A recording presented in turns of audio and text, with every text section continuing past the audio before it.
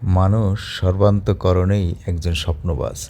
সে কখনো জেগে আবার কখনো ঘুমিয়ে স্বপ্ন দেখতে পছন্দ করে। ঠিক তেমনি স্বপ্নকে সাথে নিয়ে আমার এবারের গন্তব্য সিঙ্গাপুর। সৌন্দর্যের মাদকতার ডানায় ভর করে ভিসা নামক যে বেড়াজাল তৈরি করা হয়েছে, আমি সেই জালের মধ্যেরই একজন মানুষ। কিন্তু এবার আমার ভিন্নতা আছে, যেটা আমি অন অ্যারাইভাল ভিসা হিসেবে অফিসিয়াল পাসপোর্ট ইউজ করে আমি পৌঁছাতে সক্ষম হয়েছিলাম। আজ আমিও আপনাদের সাথে শেয়ার করতে চাই কিভাবে আমি সেই অন অ্যারাইভাল ভিসা অর্জন করেছিলাম। সেটা আপনারা পুরো ভিডিওতেই দেখতে পাবেন। আশা করি আপনারা থাকবেন আমার সাথে। প্রথমে আমি আমার লাগেজগুলোকে বুকিং দেওয়ার জন্য সংশ্লিষ্ট এয়ারলাইন্সের অফিসে গেলাম। সেখান থেকে প্রয়োজনীয় কাজ শেষ করে লাগেজগুলো বুকিং দিয়ে আমি আমার নির্ধারিত ইমিগ্রেশন অফিসারের নিকটে আস্তে আস্তে পৌঁছাইলাম।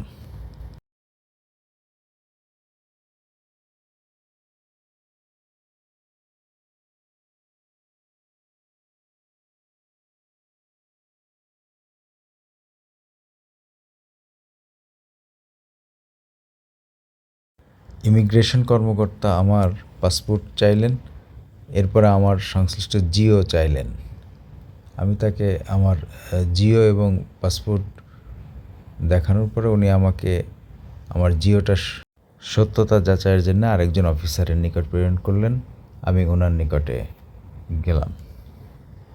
তারপরে উনি সংশ্লিষ্ট অনলাইন থেকে আমার জিওটা যাচাই করলেন এবং ওকে করে বললেন ঠিক আছে।